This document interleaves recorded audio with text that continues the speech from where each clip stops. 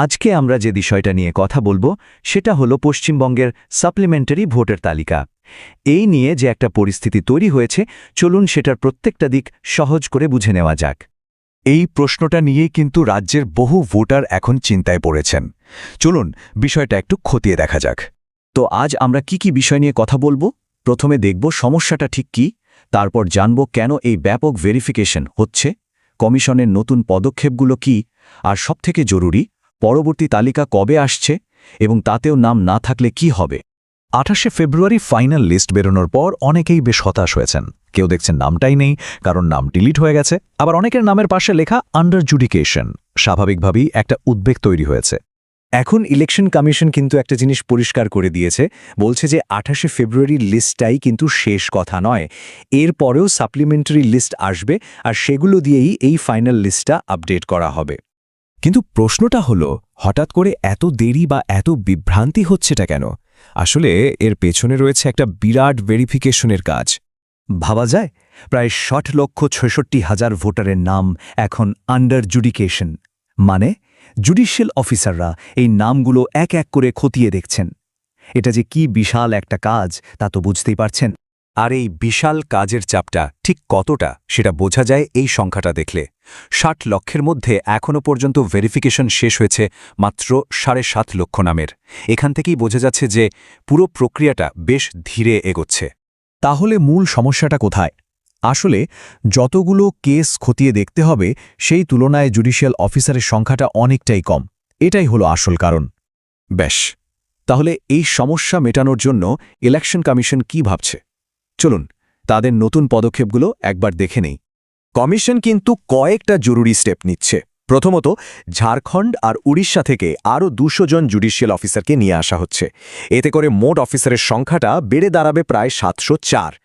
আশা করা হচ্ছে এর ফলে ভেরিফিকেশনের কাজটা অনেক তাড়াতাড়ি হবে, আর নামগুলো ভেরিফাই হয়ে গেলেই ধাপে ধাপে সাপ্লিমেন্টারি লিস্টে সেগুলো প্রকাশ করা হবে।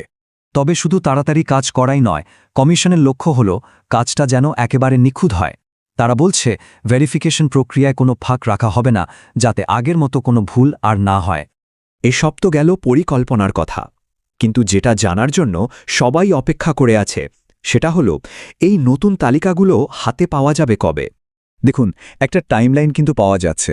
28শে ফেব্রুয়ারি তো প্রাথমিক লিস্টটা বেরিয়েছে, এরপর 9-10 মার্চ সুপ্রিম কোর্টে একটা শুনানি আছে, আর আশা করা হচ্ছে মার্চের মাঝামাঝি নাগাদ আমরা সাপ্লিমেন্টারি লিস্টের প্রথম ভাগটা দেখতে পাব।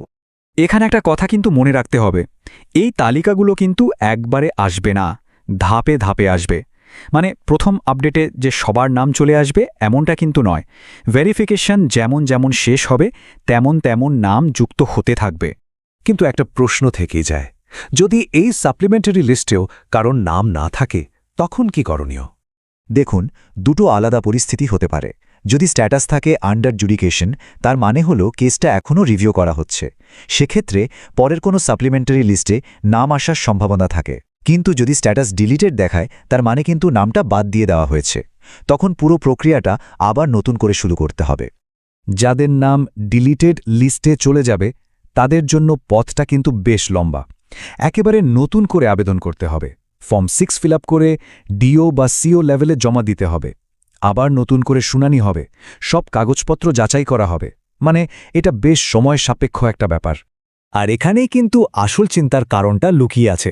সবকিছুই কিন্তু সময়ের বিরুদ্ধে একটা দৌড়।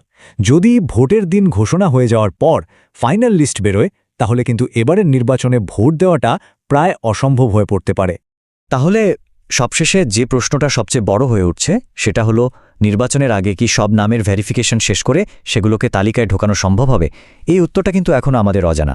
তাই এখন একমাত্র উপায় হলো কমিশনের পরবর্তী ঘোষণাগুলোর দিকে নজর রাখা।